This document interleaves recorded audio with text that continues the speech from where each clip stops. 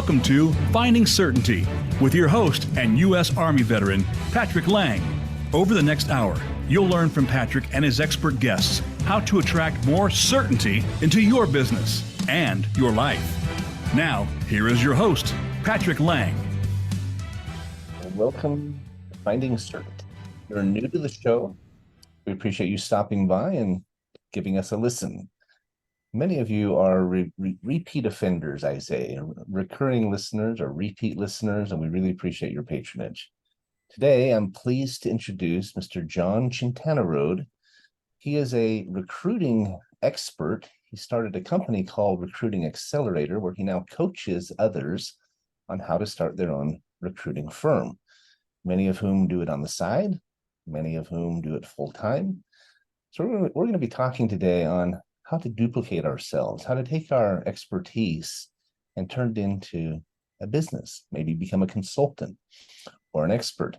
We're going to talk a little bit about his story, gain some insights into recruiting and retention in general, which I think is a critical piece in business success, as most of us would agree, and hear a little bit of Jon's story and what brought him to where he is today. So, Jon, thanks for being with us. We really appreciate it. Thanks for having me, Patrick. Our pleasure. So I always start out every show with sharing a couple of reasons why I've invited this specific guest to be with us. And the first is because I do believe that recruiting and retention is essential to a business. It's one of the most important pieces in business success. If you're experiencing a lot of turnover, if you're not able to attract the right talent and keep them happy, you're going to have a hard time succeeding in whatever it is you're doing.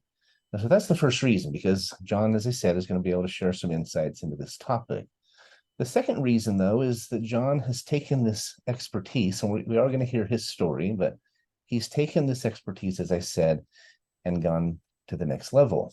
And he's now helping others to do what he's done for many, many years. And I love that. I resonate with anyone who takes what they've learned, takes what they've gained, and pays it forward. It's kind of what we've done with our business. I created an organization, a kind of sales organization that I always wanted to work for. And now I have affiliates across the country from coast to coast, and we're supporting them in accomplishing their dreams and their goals. So in that sense, Jon, you and I have a lot in common. I'm not a recruiting expert, but I'm a business sales expert, and so there's definitely some synergies there. So why don't we start out by hearing a little bit about you and your background, where are you from, where'd you grow up, maybe a little bit about your family and school, and what brought you to where you are today. Sure, be happy to. So I'm from San Francisco, born and raised, and I went to school at UC Davis, and I always knew I liked people, right? I was always a people person, naturally extroverted.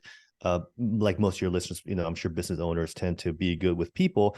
And I was like sales. I was drawn to it, and I was always money motivated as well. So I knew I wanted to get a career to sales, and I tried selling different things, software, hardware, different professional services, but I never really fell in love with anything enough where I thought, hey, I want to sell this thing for the rest of my life, for the rest of my career.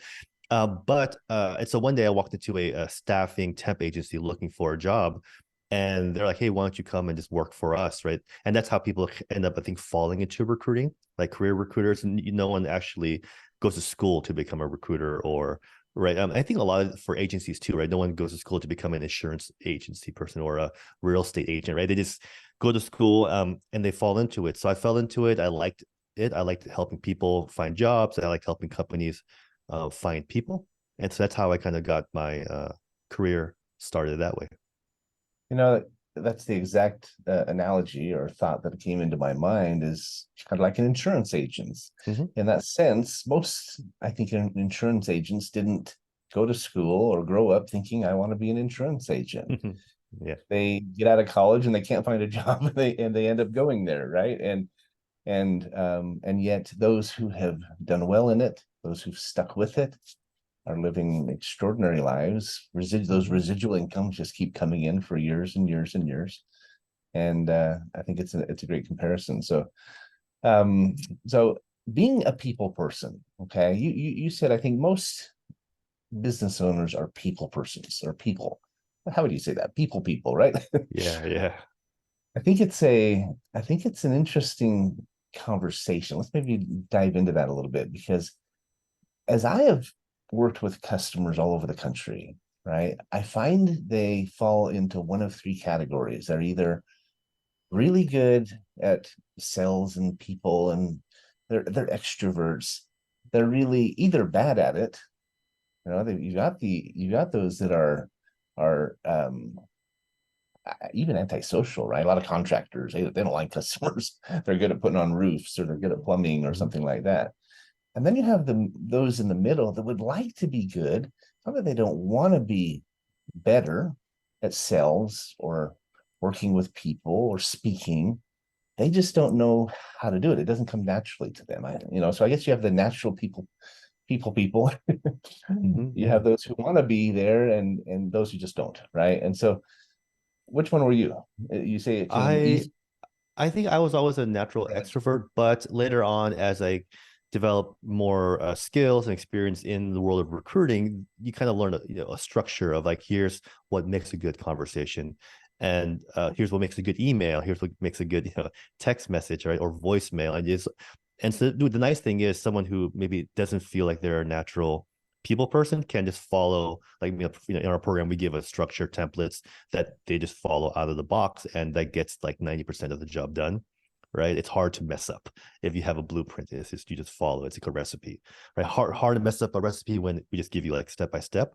But yeah, I guess for me, kind of just maybe to continue the story. So I worked in staffing, and I initially it was hourly. So staffing is hourly. I was placing a lot of these I think entry level people, and it was nice because they're like, John, thank you for getting me a job. Like, now I can pay my rent. It was very fulfilling in that like karmic way, right? But I worked really hard and made no money because my commission was a small percentage of their hourly rate, which was low. And so I'm like spinning my wheels here. So I'm like, all right.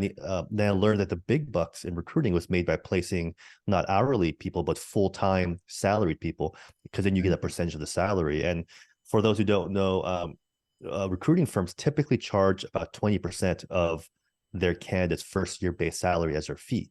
So if they place a 100K employee with your organization, they're going to invoice you $20,000, right? More or less. And my commission would be a part of that. So I'm like, oh, that's a little sexier. That's more interesting. And then So as luck would have it, John, let me cut you off real quick. Yeah, Before we go to too much about how the recruiting works, I want to come back to the yeah, topic sure. earlier of getting better at what you do before I forget. Okay, Sure. because I think there's a lot of people out there who are trying to move forward. They want to either start a business or trying to build a business, and you made a very important point. I just don't want us to miss it. Yeah. If you surround yourself with others, whether it's a mentor, a coach like John and his team, you can learn from YouTube, you can learn from books. There's a lot of great resources out there to become better at what you do. And I think many times people think, well, I'm just not a natural salesperson, or I just Mhm. don't know how to do to do accounting, or I'm not a public speaker or something. But I just want to put a plug here that it is doable. You can become those things. You can get better at it. I don't care if you are a natural salesperson or not. One of the greatest salespeople I've ever met. I've recruited some, I've trained some who went on to Mhm. become the best salespeople I ever met. They never thought they could do it. And so, anyway, I don't mean to interrupt, but I wanted to interject that before we forget. So, No, that's a okay. great point. Yeah, like a lot of these skills are learnable, and sure, like for me, I've always surrounded myself with people who I felt were better. And what I like to think is like I always want to be in a room full of people where my goal, like my target, is everyone's baseline. Like if I want to get in shape, and like I'm like, oh, and I join a elite gym, an expensive gym, or like where like or a CrossFit hardcore gym, and I tell the people, hey, my goal is to work out 3 times a week, and everyone would be like, yeah, like that's normal, like that's not a big deal, right? And so then all of a sudden, like my baseline goes up, right? So I don't know if that, yeah, I They think is say we aligned with what you're saying. become the five people we surround ourselves with, right? Yep, And yep. you surround yourself with people that are raising the bar for you, Yep. You're inevitably going to follow, right? Especially if you're that person who wants to get better, who is proactively trying to improve. It's almost a guarantee that if you surround yourself by the right people, by experts, by those who are better than you, Mm-hmm. you're going to Yeah. follow in their path. So, all right. So now you worked for Google for a while, if I'm not mistaken. Mm-hmm. Is that Yeah, I correct? just had some corporate recruiting roles, a lot of agency roles. So, and you kind of learn both. And I think what might be interesting for your audience is that like like you said, they're mostly a lot of business owners, and I think tapping the right recruiting firms to assist them with hiring talent is very valuable. And I think it's often overlooked because they still see the price tag, like, well, that's expensive. Why go to a professional recruiting firm when I can just post an ad on, Indeed and fill it myself? But Right. Now, of why is course, that? like, yeah, a Why number of is factors. You answer that Eh, question? yeah, well, it's funny. And by the way, I should preface this with like I actually buy my own product, meaning like even though I have 10 plus years of recruiting experience, as I'm growing my business now, I hire recruiting agencies that are in other specialties. So I have people who do enrollment calls for me. So I have a sales specialty agency. I pay them, and I hire client success managers, and I use a firm that all they do is client success people, customer service people, and they're the best at it. So I pay out money, even though I obviously could do it myself. I just see the value. So that's so it's not just me like selling the agencies. I actually am a customer too of them. But I think one is like everyone knows the cost of a bad hire, right? That's probably the main thing. Yeah. The cost of it, the opportunity cost, like having to bring somebody on and then let them go 2 months later, is costly and expensive, and a time suck, and especially depending on your business, could be lead to a lot of missed opportunities, right? Or even worse, right? They do a bad job, and then you can suffer that. So by hiring out an agency recruiter, they can help you mitigate that, right? And then I think from a big picture point of view, something that's been kind of top of mind for this year as I grew I basically doubled the headcount of my business, is because like a player can 10x the output of a regular employee, but a superstar can 10x the output of an A player. And we all have hired or been around those people. They're like, whoa, they're like just like those salespeople are just blowing the numbers to the roof, right? Setting new KPIs. And they're like, what is this person doing that other people aren't? But so when you have a team of this only A players, like you're in good shape. And everyone knows that like the talent of your company is one of the key drivers of your growth and success, right? By Right. having the Right. best or having the talented people. So So you make two important points, I think. One, you have to spend money to make money, right? It applies in anything. I'm a firm believer in hiring professionals to do what professionals do. That's yeah. why I didn't do my own sprinkler system. I didn't finish my own basement. I don't, you know, you have to do that. And it applies in your business as well. You're going to have to spend money to take it to the next level. And yet you make a really good important point that when you spend that money, you bring on that higher level candidate, that superstar, that A plus player, whoever that might be. You're going to make a return on investment many times over what you spent to find that person. It may sound like a lot, but one of the unique things about recruiting, correct me if I'm wrong, is you get paid when you perform. I mean, there are, and Yep. maybe I'm wrong, but in most cases, you get paid when you find that client, that employee, not before. Is that safe to say? Yep, exactly. Yeah, we call that a contingency basis. So most recruiters work on contingency, where it's like, Patrick, the contract will say, I will only invoice you if you fall in love with my candidate, you think they're like above and beyond stronger than any other candidate in your pipeline, and you hire them, would there be a one-time, 20% fee type of thing, Right. right? Because So there's really no you're risk or paid out of their obligation salary, right? on You're your paid end. out of their salary. So Mhm. if no salary exists, they don't hire the person, you're not Exactly. getting paid. Right. So then usually we'll tell hiring managers, hey, give us a shot, compare our people against your people, and if you don't think they're worth the premium, then we don't have to hire them. Like, by no means are you obligated. So Right. that's a nice way to kind of start that relationship. So as we look backwards, before we run out of time here, we're coming up on our first break already. It goes fast, Yeah. Um, what lesson do you think stands out in your mind You worked for Google, you worked for different enterprise organizations. You decided eventually to start your own. Is there a lesson that you learned in it all that has stayed with you? Yeah, I think that branching out on your own and becoming an independent is, it's like jumping off an airplane. It's scary in the beginning, but once you do it and you're skydiving, then it's like, oh, this is nice. It's like feels like you're floating. And then you look back and you're like, whoa, those shackles that I thought were on me were more brittle than I thought. Like, and Right. everyone who we've helped over 200 people now successfully start their own profitable recruiting businesses, either like you said, on the side or full time. And all of them has said like, wow, I could have done this years ago. Like, if I like, no one's ever said I'm glad I waited till right now. It's always like I should have done it years ago and made this type of money years ago, right? But it's Right. hard, hindsight 2020, right? Well, if it's the fear of the unknown, right? I've said for years that the greatest fear most of us face is the unknown. Mm-hmm. That's why we're afraid of deep water and the dark and death and all these things. People say they're one of their biggest fears is public speaking. Is because you're afraid of how it's going to be received, right? Yeah. That fear though, that fear of the unknown is so unfounded more often than not.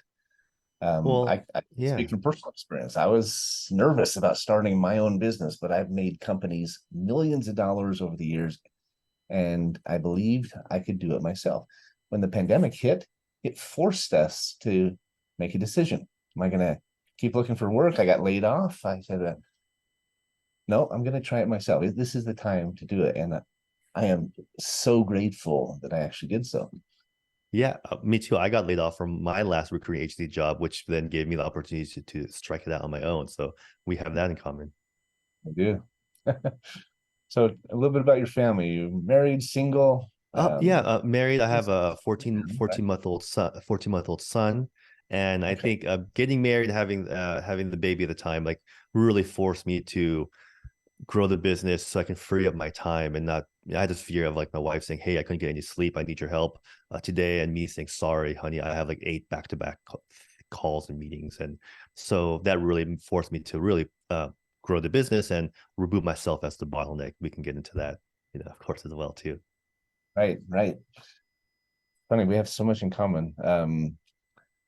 I I love the Bay Area. It has its issues. I know the city's Mm-hmm. struggling in ways, but you're still there. You grew up Mm-hmm. there. You've never left. Mm-hmm. And I mean, I'm sure you've left, but you I try to leave. I lived moved in to other New place. You I said you moved to lived New in York, Vegas. Florida, LA, Vegas. I tried my best to leave, and it wouldn't take. So it pulled me back. Keep coming back. Right. Yeah. Well, we're up against our first break. We're visiting with Jon Chintanaroad. He's the founder of Recruiting Accelerator. As we said earlier in the show, he's taken his expertise and his experience and insights and turned them into a consulting firm. I think that's the best way to describe it, right? It's a Yeah. consulting firm that now teaches others how to do what he does. He's helped over 200 individuals start their own recruiting company, and he's doing extremely well. So we're going to go to break real quick, but we'll be right back to hear a little bit more about recruiting in general, recruiting and retention, maybe some more insights into how to build a business successfully. Thanks again for being here, Jon. We really appreciate it. I'm excited. Okay, good job, guys. All clear. Back in 2. All right. Thanks, Matt. Awesome. So So now I'm wearing are we still on YouTube now? we are, yeah. And I'm wearing my Notre Dame hat. I actually went to BYU, so it's Yeah. BYU and Notre Dame are big rivals, but Yeah. I'm wearing it in honor of Notre Dame. They came so close last week to beating Ohio State. Oh, I see. I didn't Haven't catch that. done since the 30s. I mean, Oh, 1936, something like that was the last time they won.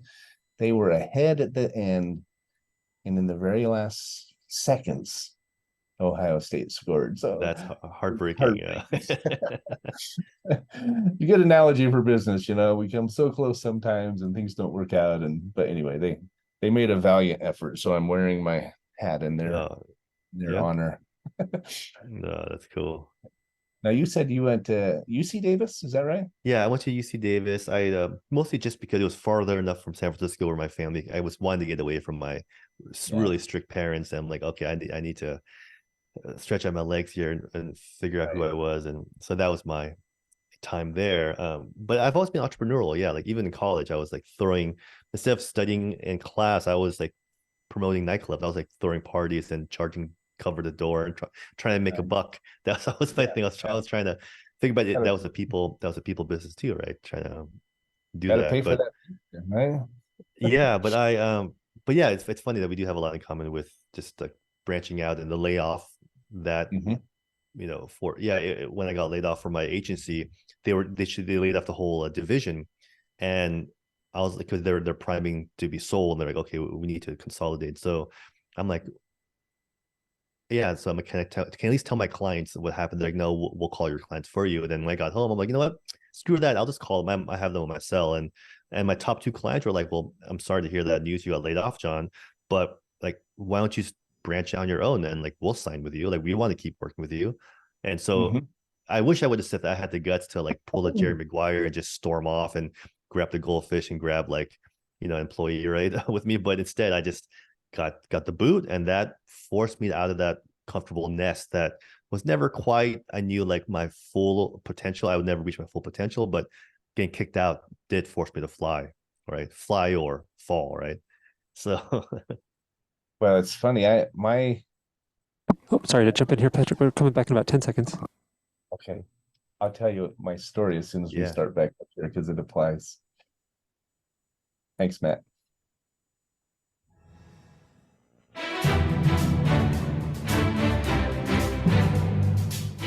You're listening to Finding Certainty with Patrick Laing. Have a question for Patrick or his guests? Join us on the show at 866-472-5790. That's 866-472-5790. Now, back to the show with Patrick. We're listening with Jon Chintanaroad. He's the founder of Recruiting Accelerator. And I love your name, by the way, John. Not only your name, but your business name. My first name is John, actually, and my dad's name is John. We spell it differently, but Recruiting Accelerator, right? There's some insight into that. I wanted to share a quick story that we were talking during the break about, how we started our business, and you were laid off. Your entire division was laid off, and it kind of forced you out of that safety net, that nest, and forced you to spread your wings. I was kind of recruited away. The pandemic hit, and I was working in the solar arena at the time, and I've been a sales trainer and manager for 20 plus years. Been in sales for 35 years. I've made companies a lot of money over the years, but I had a coworker who convinced me after several weeks to start a business with him and to become his partner. And he kind of is the one who pushed me out of the nest, I guess. He dragged me with him. He said, we saw the writing on the wall and leads were shutting down and things were happening. And he said, you should come and work with me. We could be 50-50 partners. I did that for about 2 months. And I realized I love the guy, great guy, but I realized that I didn't want a partner at the time. But he was the catalyst, that 2-month period where I'm not having to report to a boss, and I had my own time freedom and started seeing the potential income and everything else. I'm grateful to him because we decided, let's both do our own thing. It was enough of a catalyst to push me over that edge and out of that nest, did you call it, and get me on the path to where we are today. Yeah, it's like physics, right? Things at rest tend to stay at rest unless exerted by some outside force. And that's why people hire personal trainers or coaches to just get them, or have spouses, have someone to give them that either kick in the butt or dangle that carrot and motivate them, the carrot or the stick or something to get you moving. Otherwise, it's very hard to go from being stationary and being comfortable at a 9 to 5. And people will tolerate tolerate the pain of not ever actualizing their full potential and their full income potential for their entire lives unless something happens, usually from the outside, right? It's an interesting analogy because I think that your business helps customers go through that same process, right? They know they need that executive, that sales superstar, whatever it might be, and they're nervous maybe about the price, or they're unsure how to go about it, where to start. And you come along and push them out of that nest. You help them overcome that uncertainty, that fear of the unknown, right? But I think it's really important. We need those catalysts in our lives. We need those mentors or coaches or professional that we've hired to help us move to the next level. And honestly, in my opinion, I don't think we'll ever get there without them. We will never, it's a broad statement, but we will never achieve our potential on our own. Would you agree? I 100%. I had a sales coach talk about the analogy of a thermometer, or thermostat rather, where we all have that natural, like, okay, this is my temperature where I feel like things are good, and it's like homeostasis. And when things start doing well in my life, that temperature goes up, then boom, the AC kicks on. And like, well, subconsciously, our belief system, deeply rooted things in our subconscious will say, hey, like, you're not supposed to be this good, you're not supposed to do this well, like, and you start to cool down. That's why people slack off, they take the foot off the pedal, right? But then when they start going below that a certain level, that certain temperature, the heater kicks on, and their subconscious says, hey, like, come on, you're better than this, like, you can do better. But we're always plus or minus. It's very hard to go above plus or minus like one standard deviation of our baseline, unless we have help, or we ask for help, or we accept it, right? It's very hard. So I've always had mentors. I still have mentors. I have masterminds I pay a lot of money to be a part of. So I'm always believing in getting help to get to that next level, bust through your thermostat setting. Couldn't agree more. The very best athletes in the country, in the world, the best speakers and trainers and salespeople and artists, they all have coaches, right? They don't do it on their own. I mean, Tiger Woods has a coach. Michael Jordan has a coach working with him on his skills. You think someone that good at what they do, they've learned it all, right? They know it all, but you never get to that point. It's a journey, not a process or an event or a destination.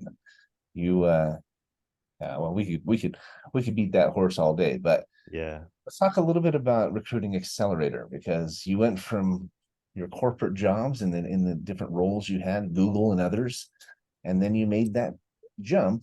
You were laid off, you said, and then you decided to start Recruiting Accelerator. How did it get started? You said a couple of clients convinced you that you should do it, and then where did it go from there? So after I got laid off, I called my top 2 clients and said, hey, bad news, I won't be able to send you resumes anymore. My agency laid off our entire division. And they said, well, basically, screw that, why don't you go off on your own, branch out on your own, start your own independent recruiting business, and we'll sign with you.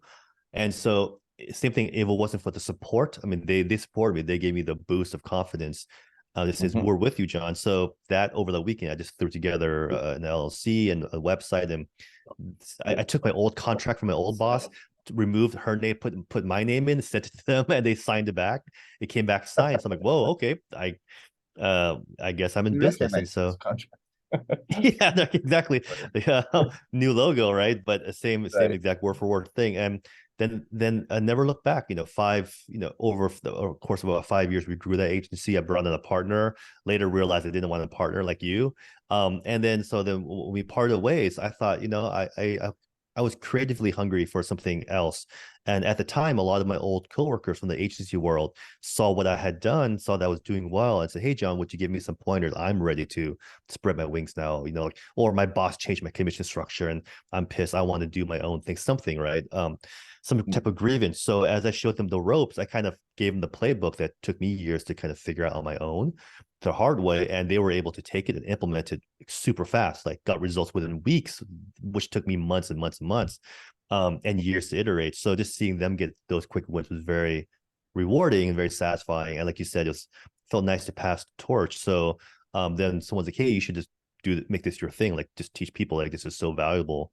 And I thought, well, okay, I'll give it a shot. And that kind of one-on-one coaching I was doing has turned into this full-blown program now, where, like I said, over 200 people, we have team of coaches and all the stuff, right, that we do. And we're on the 3.0 version of our program, Recruiting Accelerator 3.0, where we've introduced automation, LinkedIn automation, email marketing, of AI video. We're really pushing the cutting edge on on how to do client acquisition for recruiters. So really neat stuff that I think traditional recruiting people or recruiting firms never are even exposed to the world of, cutting edge marketing. That's amazing. Now, do you work just with startups, or do you go to existing firms and they can invest in your service and get better Yeah. at what they do? Both. I think like the main thing that we help people with is client acquisition. So if they haven't started at all, they definitely need their first client. If they already started, but maybe COVID hit or the pandemic hit and their referral stream has kind of dried up and their top 5 clients are no longer giving them the repeat business or job orders, and they don't really know how to prospect other than the old way of smiling and dialing and pounding the phones. And then they hear that we're doing things like LinkedIn automation that can just work in the background and cast a much wider net much faster. Then they're like, well, how do I learn how to use LinkedIn automation? So that's kind of what we help with. We've seen that in our business, and we're an efficiency firm. We're a profit consulting firm. We help our clients to lower their costs and improve their bottom line, and we do this in a dozen different ways. One of our vendor partners, I think, could be a really great strategic alliance for you. It's a company named Find Mojo, and they have a survey. We've all seen the DISC survey and some of the other personality and skill surveys. But what Find Mojo does is it surveys or assesses a person's motivation, their mojo, as they call it. Yeah, fun. I think it would be a really great recruiting tool to send someone this survey and say, if you take this survey, it'll help you understand what motivates you, what gets you up out of bed in the morning, what keeps you excited. There's a lot more to it, but Lance Garvin, Paul Yoakum, I actually had Paul on my show a few weeks back. I could send you the link to his interview, but I think it might be a really, speaking of creative approaches and AI video and so forth, I hadn't thought of this before, but I think it could be a really great way for you to get a conversation started with a prospective candidate. Send them that survey, let them take it for free. You're going to see their motivators when they take that, because you get a copy of their report. They're going to see it, and together you can help identify if they're really happy doing what they're doing. A lot of us think we're being motivated by money. We find out that our biggest motivator is family or deadlines or pressure or contribution. I think they have 29 different motivators, and it categorizes and shows you which one's most important. They've worked with several of the Fortune 500s and others. That'd be a great introduction between you and them, I think. Yeah, definitely important to have that why, right? Yeah, I mean, big enough why to take action. Yeah, and do the what. Speaking of coaches, we don't always know what we think we know, right? I see many salespeople who take that survey who thought that money was their biggest motivator, and it's not. And if you understand that as a recruiter, you could understand how to approach that person, how to speak their language. It changes the conversation, right? Changes your communication with them. So as the company grown, you're finding more satisfaction in it, where you were recruiting, now you're coaching. Are you enjoying it more? Or is it just a different experience or what? I am, because you know what it is? It's funny, like not a lot of people ask me that. So this is cool to be able to talk about. The satisfaction I had when I first started the recruiting, I missed, which is like working, really helping the candidate. Helping people who are like, hey, John, help me find even part-time work so I can pay my rent, like getting them a job and seeing them like be grateful. I miss that warm and fuzzy feeling, which I stopped getting as I started getting to like higher level executive roles, because those people didn't need to worry about paying rent. They were already making a lot of money. They wanted to upgrade their careers. So I'm like, oh yeah, I'm making better money, but I feel like I'm missing the warm and fuzzy feeling. But now I get the warm and fuzzy feeling back when I hear from people saying, John, I was really looking to make some extra income for my family. All these other business opportunities didn't make sense, seem kind of sketchy, or seem too technical for me. And I just wanted a real business, a people business that didn't involve learning how to do crazy Facebook marketing or flip houses or anything like that. That was high risk. And they're like, this is a great business, and I'm helping people, and I'm making an extra $20,000-$30,000 a month. And so that's very satisfying for me, for sure. I can imagine. I remember when I was a sales manager years ago, I recruited a young, he was energetic and savvy. He worked at I think it was the Valvoline store, kind of a Jiffy Lube type store. Yeah. He's a guy I went in and had my oil changed with, but he was so good. He always told me on stuff I'm sure I didn't need or could have gone without, but he was so good. I recruited him to come work for our sales organization, and it was scary for him because he was on salary. It wasn't a very good salary, but it was security in his mind. And I recruited him to come to a straight commission sales job where I knew he could make 6 digits a year. I mean, he could 5x what he was making. And it was that leap of faith and having my confidence in him and just some encouragement that made him take that jump, right? And a year later, he did come to work for us. And a year later, he was one of our top reps. He was leaving the next day to go on vacation. I think he was taking a belated a honeymoon with his wife to Cancun, I believe. They were just buying a house. And he had tears in his eyes when he said, I can't thank you enough for seeing the potential in me and convincing me I should do this. Took a little bit of convincing. He had that fear of the unknown, right? Yeah. I'm sure you've heard similar experiences where people have said, you've changed my life. Yeah, when I go back to like my LinkedIn recommendations from like 10 years ago and I see their title when I placed them to where they are now, sure, it's like you pluck people and you change their whole lives, who they meet, who they end up marrying. It's like, it's very, it feels like you're kind of just this powerful hand that guides people. And it's also very satisfying working with companies that say, thank you. Like the person that you gave us is a rock star. Like they are totally like changing our team. We're building a whole team around them.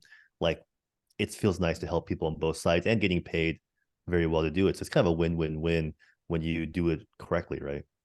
Right. But then as you've started your own business and started helping people follow in your footsteps, I would imagine the satisfaction level and the feedback and the appreciation is even greater. I mean, this is personal, right?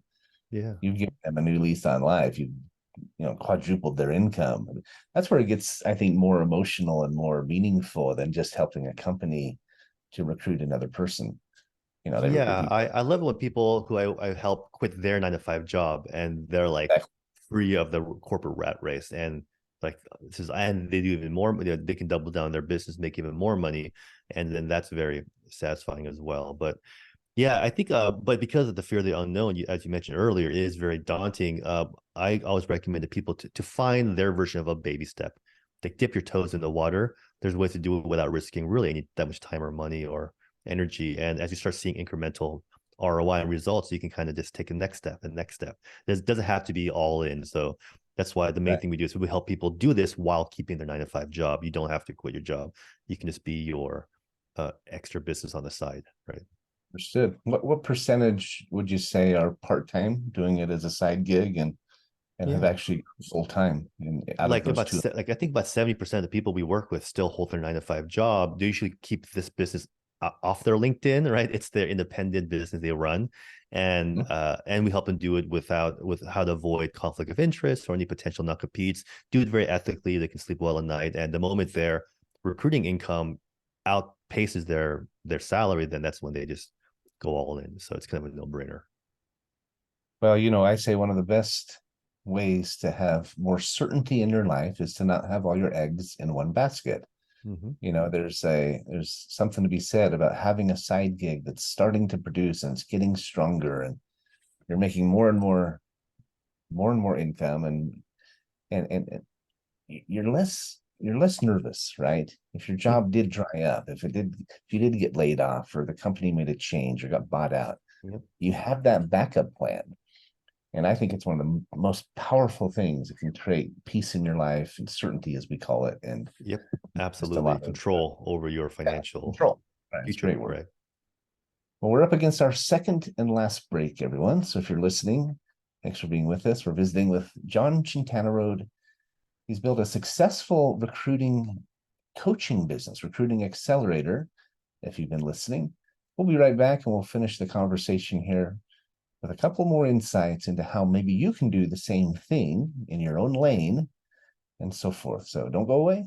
We'll be right back. All right, nicely done, guys. All clear. Back in 2. Thanks, Matt. Awesome. Let me just, my wife's texting me. Let's see if she goes, Yeah, I'll get you the link to the write-up afterwards. I went and checked and it's not posted. Usually she posts it right before, the day or two before the show, and then sends you the link. But for some reason it didn't take. So I'll find out. But so you say your son, what's your son's name? his name is River. He's Really? he's 14 months, and yeah, very cute. And it's been fun. It's been yeah, my wife and I, we miss like the old days where it can be just the two of us relaxed and watch TV, Sure. and we don't get that anymore. But so it's nice to kind of finally. I'm 44, so I really Yeah. squeezed out every last drop of a bachelor bachelor life for settling down. But I feel good settling down. Yeah. Well, people don't realize this, I don't think. They've never had children. It changes your life, right? It consumes your life, right? The time, the responsibility, the expense, all of it. But until you look in that child's eyes for the first time, you've never loved anything the Oh same. yeah. You would give It's them the shirt off your back, right? And I we have are five. we are hardwired. Like there's no escaping it. Yeah, like it's in our Oh, core. and people don't Yeah. understand that. It can change you Yeah. in an instant into a different person. I married a widow with 3 kids. They were 4, 3, and 1. And I love my older children. The very first day I met my daughter, she was 1. She goes, Oh. Dada. Oh, Didn't recognize me. And her husband had died of cancer, and she had the baby. And he died in November. Had the baby in April. She Mhm. never met her father, but we have 2 boys together. So Oh, that's awesome. That's sweet. So you have a big yeah, family. Yeah, I think we're one and done. In San Francisco, everyone lives in yeah, small houses, small apartments. So we have a dog and a baby. I think that should fill our yeah. family up just I fine. always recommend have at Oh, least 2. They'll resent you if you don't. But Also a backup, right? You never know when your main kid's going to be a brat. okay. And So sorry to jump in, but we are just about to come back. all right, we're ready. Thanks, Matt.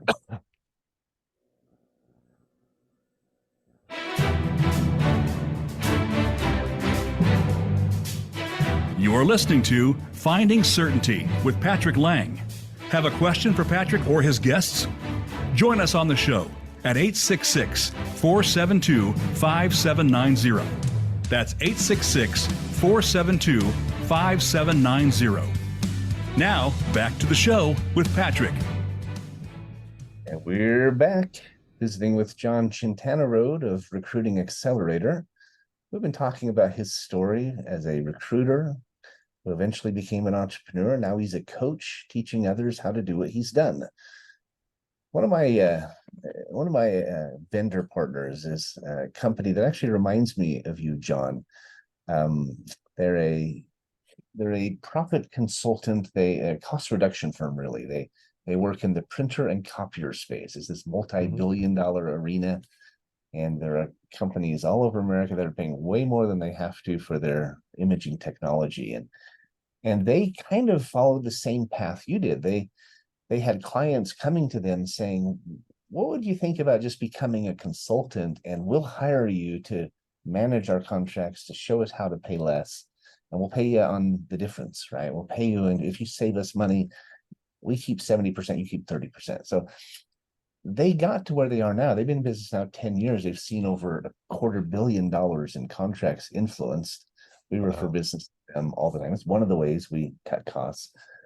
But I bring them up because they took that leap of faith and stepped out into the dark because they listened to their clients who told them, you can do this. Not only can you do this, but we need you, right? We need someone with your expertise sitting on our side of the desk, representing us up against these multi-billion-dollar providers, right? And I think it's an important point because if we want to create more certainty, more success in our lives and in our business, one of the most important things we can do is listen. Right? We've talked about coaches and mentors and stuff, but a lot of the time we have them, but we don't hear them. Right? Would you agree? Do you think it's Yes, and being even aware of being aware of what messages people are giving you, what what your intuition or instincts might be pulling you towards, but also like I think the people around you will give you good feedback, because I think a lot of people, more than 50% of the people we help are not formal recruiters. They don't have a formal recruiting background. They are kind of just practitioners in their own craft, their own industries. But what ends up happening is that they'll have usually a good network, and they're like, oh, I have lots of friends who are like me, who are looking for work, and I just kind of have been connecting them with companies I know who are hiring. And then one lady who was in the healthcare space, she's like, oh, her friend told her, okay, Christina, are you used to making $20,000 favors? Are you in the like, why are you in the business of making $20,000 favors for people? She's like, wait, what? She's like, yeah, like there are companies to charge $20,000 for every time they refer somebody and they get hired. And that's when that flip switch, like, oh my goodness, I could leverage my network. I know tons of good people. If you have a network already, like you've already solved half the equation. You just have to find a company who are desperate for that type of people in your network, and you make that connection and you send them an invoice. Is actually pretty simple. So we help them kind of get that going along. Or if they don't have a network, but they have like you have deep industry experience in sales, like you could certainly help companies find salespeople, because you know exactly challenges that a VP of sales goes through. You know exactly what makes a rock star salesperson who they are. And if you make that, it's kind of professional matchmaker. You make that match, you could very well, you have the skill set to do this as well. So a lot of people do. So how labor intensive is it? You say 70% of your clients, they're doing it on the side. They've got a full-time career. They're busy with families. How much time are they spending on it? How labor intensive is it? How much hand holding is involved, I guess? Are they just handing off the baton and getting out of the way? Are they having to be involved in a lot of paperwork and meetings and so forth and so on? Yeah, so great question. So the traditionally it's very labor intensive, because you imagine it's all lots of conversations and presenting resumes and scheduling interviews and following up and debriefing and offer negotiation and all this stuff. So it's very, very hard to do this on the side normally, traditionally. And the 1.0 version of my program was doing it this way, because that's what I knew. Then I realized people just were running out of hours in the day to work. So what I actually did, something was kind of crazy, was I paused my program enrollment for 6 months as I rebuilt the whole program from the ground up. And I hired coaches who were experts in like LinkedIn automation. I hired an email marketing guru to teach me how to help people do this in a more automated way. And when I launched the 2.0 version of Recruiting Accelerator, that's when everything changed. People were like, oh my gosh, I can just take the message I was sending normally by hand, just put into this automation. It runs in the background, and I just check my inbox every so often. I just reply to people who raise their hand. I'm just talking to warm leads. It's way easier than doing any cold reach out. So but I had never learned it myself. So I had to go out and hire these gurus from outside the recruiting space, learn their best practices, bring it to the arena of recruiting, test it myself, and then teach it in my program.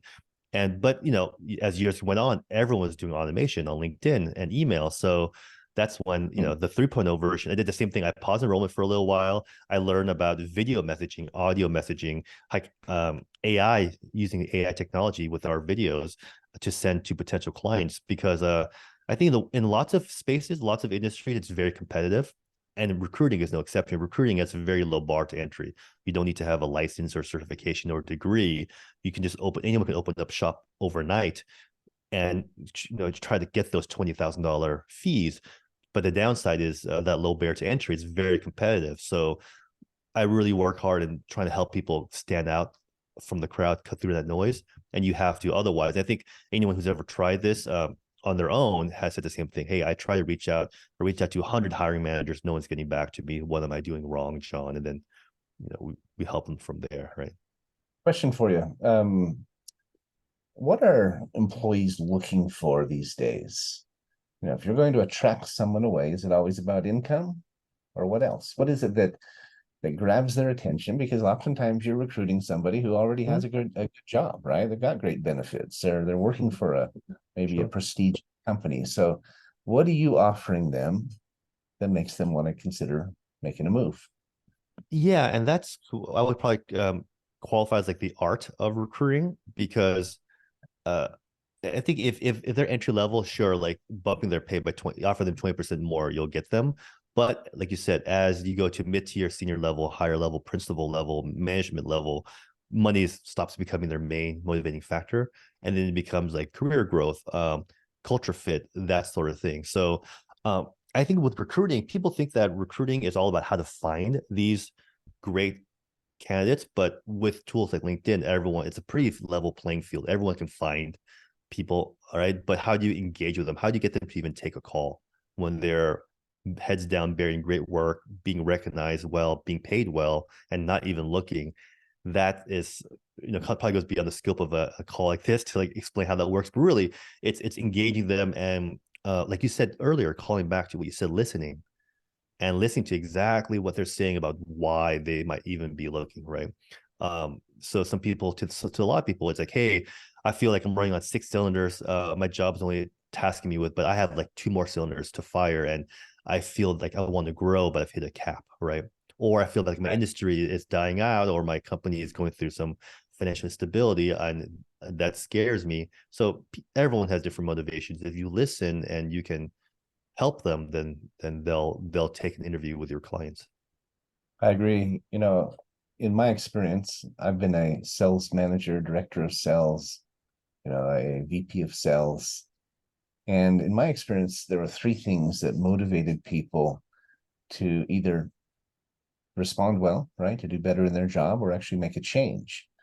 One was that fear of loss, right? If you understand someone's fears and you can show them a remedy to those fears, that's a pretty powerful motivator. You get into the emotion of it, it's pretty strong. Secondly, you understand their motivators. What do they want? What gets them up in the morning? That's why I mentioned I should introduce you to my friends at Find Mojo. And lastly, you hit the nail on the head, I believe, when you said you have to listen. Too often we're doing all the talking, right? Or we forget we have 2 ears and 1 mouth, and we're trying to tell them, why they should do this. And we're trying to sell them on this point instead of listening to who they are and what they do and what makes them tick. And most people will tell you how to sell them if you just ask the right questions and get them talking, right? And then you have to, of course, follow up. You have the automation, the AI, and some things that set yourself apart.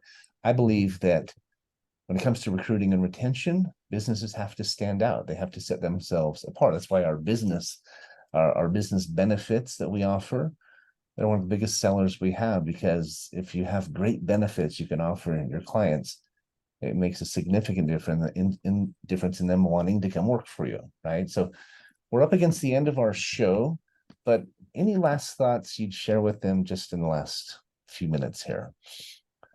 Yeah, I think for recruiters, non-recruiters, people are interested in doing this on the side, or even people looking to hire great talent, there's resources out there, people that can help you get that one notch better, give you that little bit of an edge. And when you have that edge, like, the world is your oyster, everything opens up. You can attract stronger talent that will catapult your business to the next level. You can start this recruiting business on the side and have it be the extra income you've always dreamt of, and escape the corporate rat race. Everything you want is available to you if you know how to look, listen, ask, and explore. So it's out there. The world is bigger than you think. I've heard you touch on it, but how big an impact is AI having in your industry? You talk about video, AI video. I think it's still new. The reason why we use it for video is we found that like a personalized Loom video or a video response. If you email me with some questions, I record a personalized video for you. And in the background of my video, I'm on your LinkedIn profile, I'm on your website. I'm kind of calling out specific things. That's very powerful. And you're like, wow, this guy, I want to talk to him on the phone. He's showing me so much value already. And it gives people a little taste of what's like to actually jump on a call or a Zoom call with you, right? So it's a little bit of a pre-selling, but it's very manually intensive. It's very time intensive. So we use tools like AI to help replicate that process much faster while still giving people that personal feel, personal touch. So it's just new stuff that I think we're always trying to push things to get people their money's worth. I'm going to drill down on that, if you don't mind, unless it's proprietary. But no. How does AI help with that? I know ChatGPT. I know there's things like Cody programs out there, but how specifically helping you accelerate that process? It's just one little thing. The one little thing is their name. So we begin like the first second of the video, you can tell if it's like authentically for you or not. And the main thing is their name. So all my videos always start with, "Hi, Patrick. right? And I'll say, hi, I'm reaching out to you because I saw that you're looking for this and we help with this. And there's no guarantee, there's no risk, no obligation. Let me know if we can help you. But it's hi first name. So I'm like, okay, how can we replicate this without having to record? Like, so the initial version was we actually recorded 800 names into a database. And so then a virtual assistant would just take the word Patrick and like put it in, it'll say, hi, Patrick, right? Because I had my voice already, saying the word Patrick. Right. But that's very time intensive to record 800 names of the most popular ones. And then when I said, hi, Patrick, I'll actually wave my hand in front of my face. So that kind of masks the lip sync. But now with AI, it can just copy, I can give it a voice sample, like a 3-minute voice sample, and it could say whatever I type. It's crazy. It sounds just like me. So then I can type in the word Patrick and they'll say Patrick. And then now with AI lip syncing, it'll actually adjust my video. So I don't have to cover my mouth with my hand when I wave. I don't have to wave. It just makes my lips move correctly. So you don't get that weird kung fu movie like lip sync mismatch, right? Yeah. So we're out of time here. 60 seconds. How do people get a hold of you? Sure. Easy to find on LinkedIn. You can go to recruitingaccelerator.com. We have lots of free training. Watch it, see if it speaks to you, and we're happy to help answer questions. Fantastic. You've been listening to Finding Certainty. Mr. Jon Chintanaroad of Recruiting Accelerator. You've been a great guest, Jon. We should continue the conversation. There may be some ways we could help you and your business, and you could help our clients. So let's continue the dialogue for sure. Thanks for being on the show. Thanks for listening, if you are. And I wish you the very best. Have a great weekend, everybody. And find certainty out there. You can do it. Thanks, Patrick. Thanks for having me.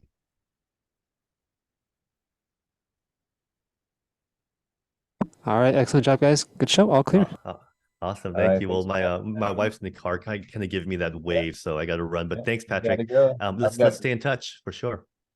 Let's schedule a Zoom. Let's continue the conversation. Love to introduce you to my friends at Find Mojo. Maybe there's some synergies there and some other things we could do to help. So I wish you the very best. Thanks for being on, Jon. I love that. Thanks. Have a great weekend.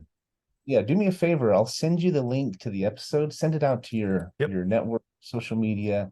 We'll get some people, there's more people listening. You're welcome to post it on your website or use it however you'd like. It's a great credibility piece for you.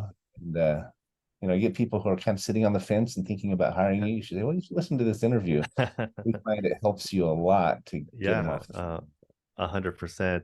All right. Thanks, Patrick. We'll talk soon. Take care. Bye-bye now. That's how you do it, I guess. Thanks for listening, guys. Have a great day. Bye.